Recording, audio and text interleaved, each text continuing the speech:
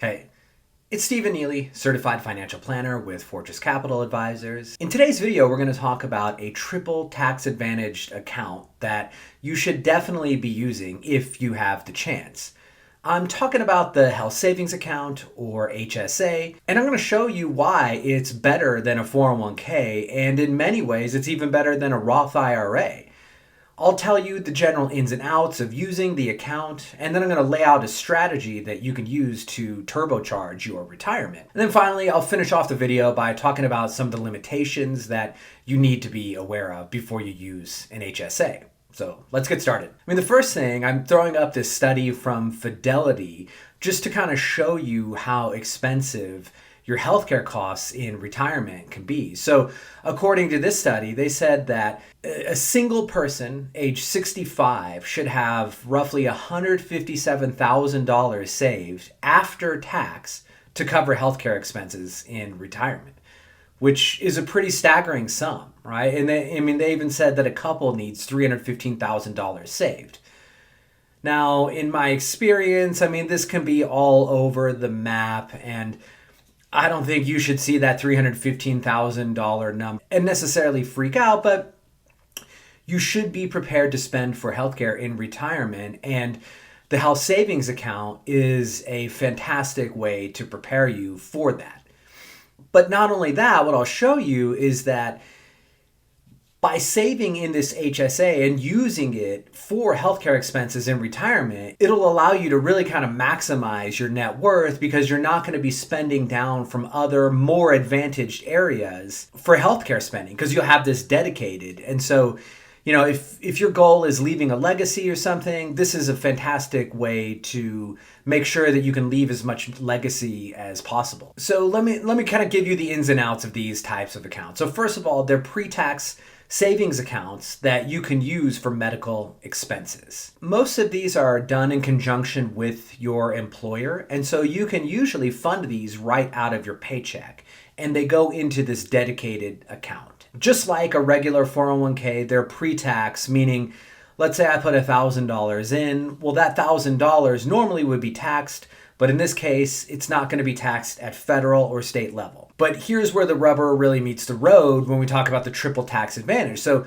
not only is it not taxed on income, but you're not going to have to pay the Social Security and Medicare taxes as well, which in total is going to be 7.65%. That's a difference from the 401k where, you save on federal and state taxes when you contribute to a 401k, but you're still paying the FICA taxes. So this shows you why already, the HSA is superior in that you're saving that 7.65% that you would normally pay with a 401k. The third part of that triple tax advantage is that when you start withdrawing from this account to pay for medical expenses, there's no tax.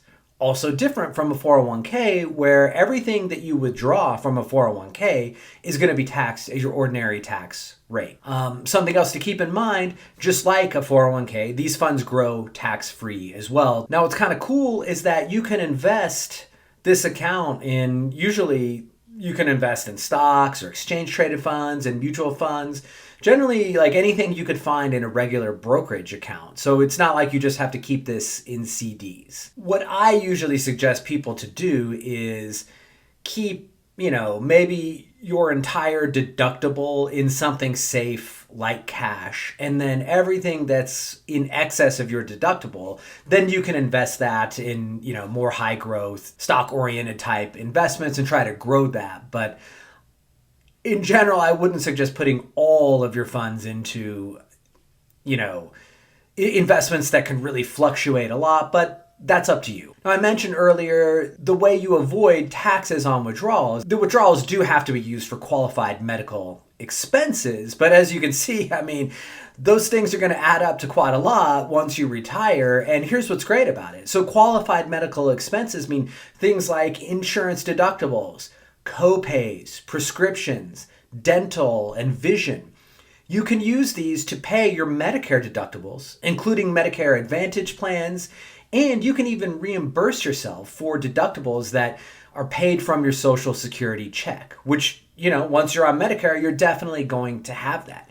So just imagine if you were paying out of your Social Security check, but you actually did need that money to live. Well, now if you had an IRA that you had been saving in or a 401k, you were withdrawing from that to supplement your income and you're paying taxes on that. But if you're taking and reimbursing yourself from your HSA, you're not going to have to do that. Which is why I said these things are so powerful. They're going to allow you to pay less taxes for something you were already going to spend money on anyway. And then if you had money, let's say, over in a regular trust brokerage account, well, now you're not going to have to tap that for medical expenses. So that can continue to grow if leaving a legacy or just having more money is something that you prioritize. So how do you become eligible for a health savings plan? You do need to belong to what's called a high deductible health plan.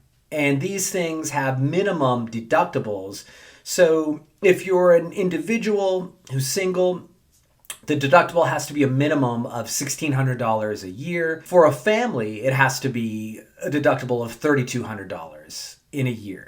Now, the kicker is that generally the premiums for these high deductible plans are lower than they would be for something like a normal medical insurance plan that has, like an 80-20 or whatever it is. In 2024, when I'm making this video, the HSA contribution limits are $4,150 for individuals and $8,300 for families. And then if you're 55 or older, there's also a $1,000 catch-up that you can take advantage of. One cool thing about this is a lot of employers actually match or maybe just provide some kind of nominal funding for these accounts. For example, I have a client, he's got one, and his company automatically puts in like $1,500 a year. So before switching to an HSA, as powerful as they are, you do need to consider your own health plan. Generally speaking, if you are relatively healthy and you don't use a lot of medical resources,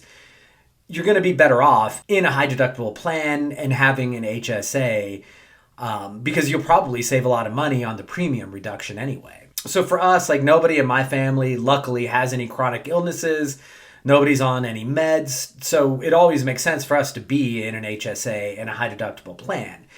If you're somebody with a lot of chronic illnesses and you just utilize a lot of medical resources, you might be better off staying in the traditional medical insurance plan. So that's something you do have to weigh. Now, when I said turbocharge your retirement, here's a strategy that I'm talking about that you can utilize. So let's say you're married, okay? You can contribute up to $8,300. The perfect time to really start one of these, let's say, you're kind of in the middle 50s.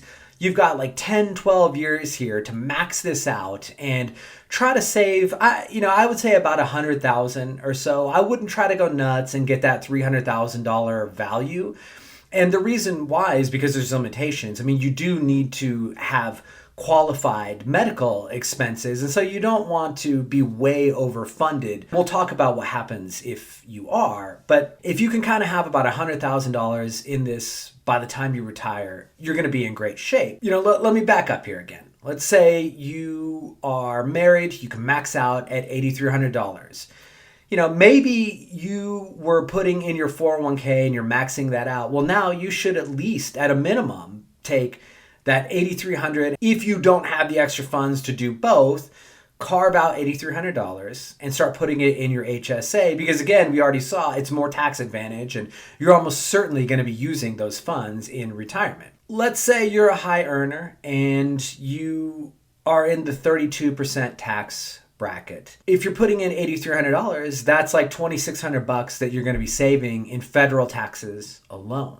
Then on top of that, because you've saved on the FICA taxes, it's another 7.65%. So in total, you've saved about $3,300 in annual taxes. Well, now what you should do, since you know you're saving that anyway, start socking that away in a Roth account. It's becoming more and more common for employers to offer Roth 401ks.